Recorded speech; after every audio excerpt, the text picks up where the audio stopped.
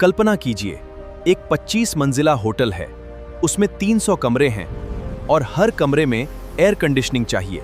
अब अगर हर कमरे में एक स्प्लिट एसी लगा दिया जाए, तो सोचिए 300 आउटडोर यूनिट्स कहाँ लगेंगी? इतनी कॉपर पाइपिंग, इतनी इलेक्ट्रिकल वायरिंग, इतना मेंटेनेंस और इतना बिजली का बिल।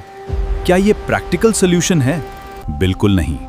इसी समस्या को हल करने के लिए HVAC इंडस्ट्री ने एक ऐसी टेक्नोलॉजी बनाई जो सिर्फ एक आउटडोर यूनिट से दर्जनों इंडोर यूनिट्स को चला सकती है और हर कमरे का टेम्परेचर अलग-अलग कंट्रोल कर सकती है।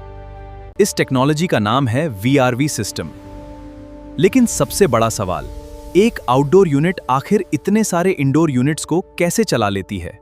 VRV का पूरा नाम है वेरिएबल रेफ्रिजरेंट वॉल्यूम, यानी ये सिस्टम हर समय एक जैसी मात्रा में रेफ्रिजरेंट नहीं भेजता, बल्कि बिल्डिंग में जितनी कूलिंग की डिमांड होती है उसी के अनुसार रेफ्रिजरेंट का फ्लो अपने आप बदलता रहता है।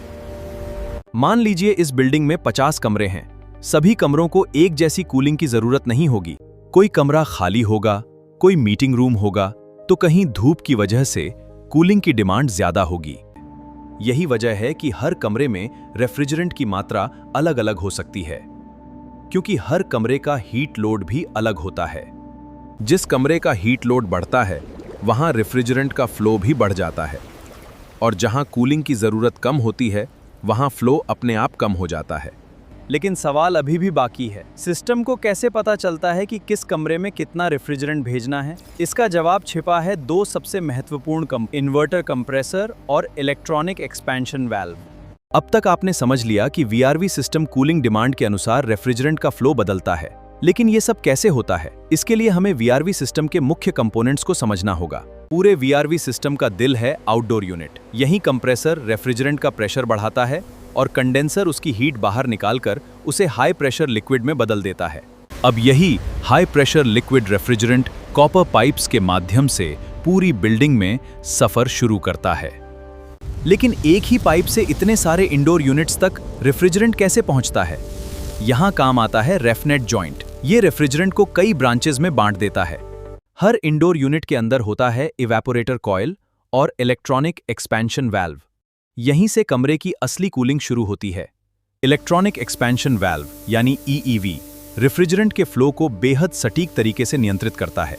यही तय करता है कि किसी कमरे में कितना रेफ्रिजरेंट भेजना है। दूसरी तरफ इन्वर्टर कंप्रेसर पूरे सिस्टम की कूलिंग डिमांड को देखकर अपनी स्पीड बदलता है। कूलिंग ज्यादा चाहिए तो RPM बढ़ता है, कूलिंग कम चाहिए तो RPM अपने आप कम हो जाता है। अब आप VRV सिस्टम के सभी मुख्य कंपोनेंट्स को जान चुके हैं, लेकिन ये सभी कंपोनेंट्स मिलकर रेफ्रिजरेंट का पूरा सफर कैसे पूरा करते हैं?